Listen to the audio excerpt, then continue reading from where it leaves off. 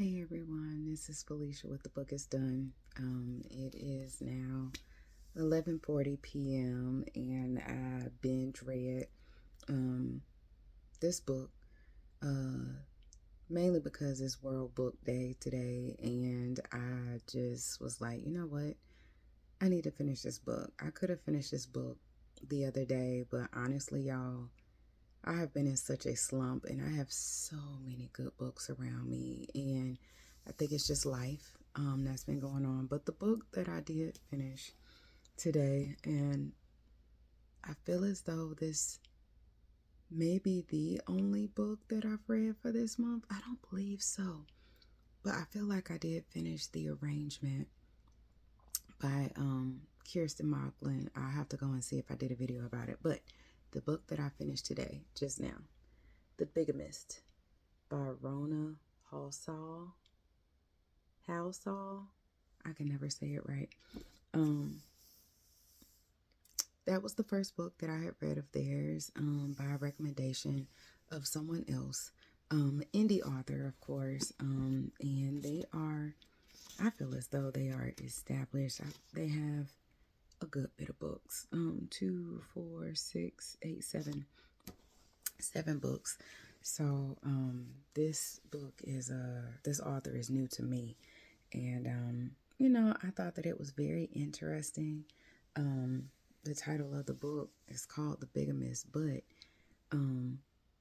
the one of the, I guess, the co-title, I can't think. It's almost midnight and I have to go to work at the morning. But excuse me. It says he's the perfect husband, but you're not his only wife. So as soon as I read that, I was like, yeah, might as well go ahead and pick that up, give that a go. So, and please forgive the attire. Like I said, I'm going to go to bed. So, sorry, not sorry.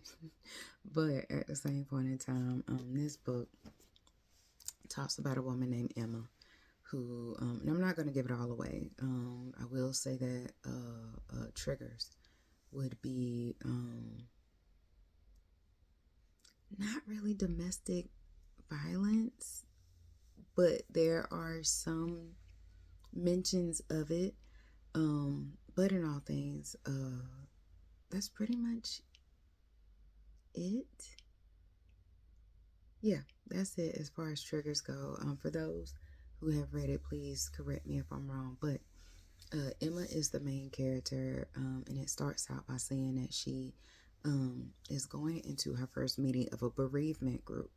And long story short, her story is that she was grieving. She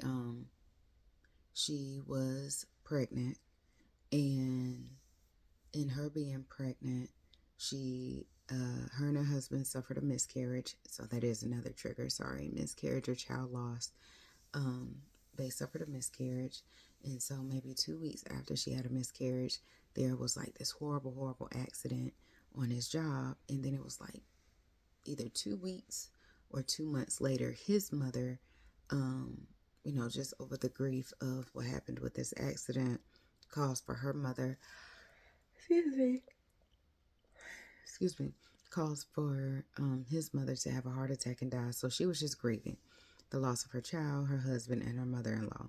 So she goes to this bereavement group. She, just kind of sits there and watches everybody, and she befriends someone who, not to say like the host of the group, but kind of like the bereavement counselor, if you will. Her name is Faith.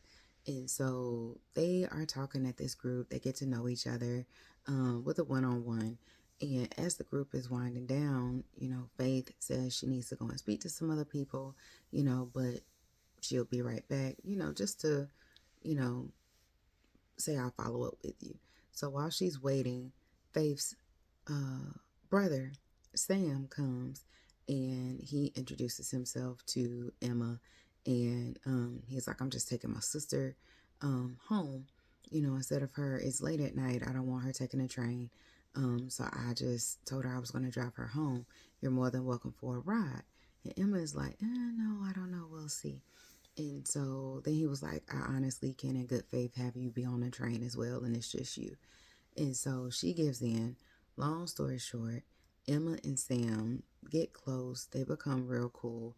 Faith and Emma become cool, kind of like really good friends slash best friends. And so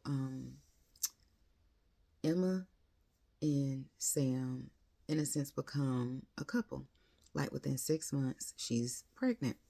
And so, the thing with Sam, since it was a bereavement group, even though he wasn't participating, he said that in the past he has gone to bereavement groups before. She was like, "What's your story?" Long story short, with him, he was married before, and his wife, first wife, had died in a fire, and she was pregnant, so the baby died too. So it was like a double whammy. So they get together. They become really close soon after Emma becomes pregnant, and she before before she had gotten pregnant, or maybe like right after, before she is pregnant, or like she's pregnant, but then she surprises him in telling him. He asks her like, "What is your dream home?" Because he's an architect, and so it was like red flags for me all in the beginning of the book. And so he says, if you could build your dream house, what would it be? So Emma tells him everything just to the T. He says, well, I can make that come true. I am an architect. And she was just like, I don't know. She had some money. Not to say she came into some money. I guess you could say that with her husband, with this accident, but I'm not sure. Like, she just had a lot of money, and she was like, I don't feel comfortable. And then like she blurted out and was like, I'm pregnant. And he was just like, what? I mean, well, when we're doing what we're doing, unprotected, okay, given. What? And so he wasn't expecting that. Like, he was just all about trying to get into the house. And I felt like it was some shady boot stuff going on, because it's like, why are you so after this woman and her money in this house? Like, he was just trying to make it seem like, I'll cover the affairs and all this kind of financial affairs. Don't you worry about it. So they get married, and he's gone for like long periods of time. Like, he'll be gone from like Thursday until like Monday every single weekend. And he says that he's dealing with clients. And she's just like, it's some shady boot stuff going on. Like, I don't understand. So she is, in a sense, accusing him of cheating on him, or cheating on her. And so then you get hit with part two. It's 5 parts. So you get hit with part two. You're like maybe a third through the book. And it starts off with a person saying the person is Emma's first husband. And I was like, wait a minute. She didn't say that he died, so I can't be too upset about this. Bring it together. Let's see. Bring it together. So he did indeed have the accident, but he was paralyzed. And so his name is Zach. And so, I'm not going to go even more into it, but it is so intricately, intertwined in how, like, Sam is over here. Sam is the name of the second husband of Emma. Sam has stuff going on with him because it's Sam and Faith, right? Sam and Faith, brother and sister. Then you have Emma. Emma doesn't have anybody. I believe she was the only child. Her parents are dead. And so she had the miscarriage. Her husband, first husband, had the accident. Doesn't have a mother-in-law, so technically she has no family. And then is Zach, who is the first husband of Emma, and it's like you get more and more of the story. So I will just go to say this. You learn in the second part with Zach talking that he is paralyzed, like he's not able to walk, but at the same point in time, like, he's going through physical therapy. He is, building himself up, trying to just rebuild his life, because when the accident first happened, they made it seem like to Emma he could die at any moment. not to, I can't remember if he was on life support, but he had like all of these breathing tubes and just different tubes and just machines to keep him alive. And Emma was just like shocked through it all, like, okay, at any given moment, my husband is getting ready to die. And Zach said more than anything, Emma wanted children. And of course, him being, well, not to say of course, because things do happen um, with people who are paralyzed. They can still have children, so it's not impossible.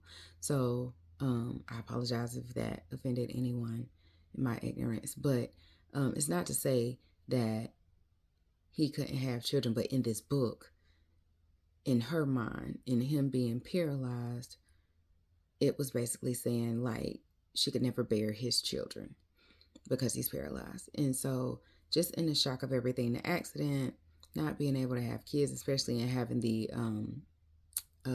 miscarriage, she just kind of goes, not to say go off the grid, but mentally she goes off the grid because it's just like, now I'm like a full-time caregiver. What in the world? How in the world?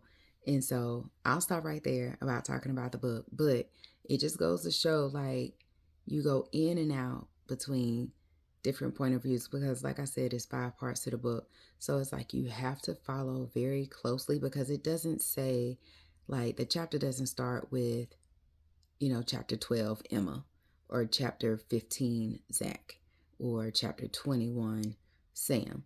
Like, it's mainly going back and forth between really the main point of view. The majority of the book is Emma. And then it's like, it's parts, I think in like the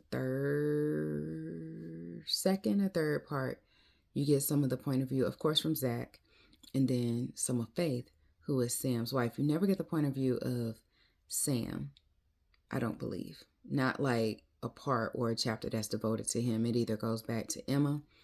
It's mainly Emma throughout the whole book. But in all things, just follow through with that because, like, towards the end, I can honestly say I felt like I got a little confused because I wasn't sure of who was speaking.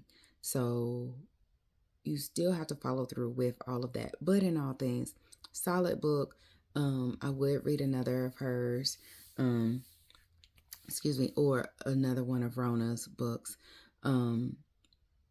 just to kind of get a feel for the work to see if it flows just like this one did with the multiple personalities and, well, the multiple point of views. But in all things, I would say check it out if you haven't already, or if you've read any of the other books by Rona. Give me feedback, let me know. But in all things, it is super late, almost midnight now. But this is Felicia with The Book Is Done, and I'm out. Good night, y'all.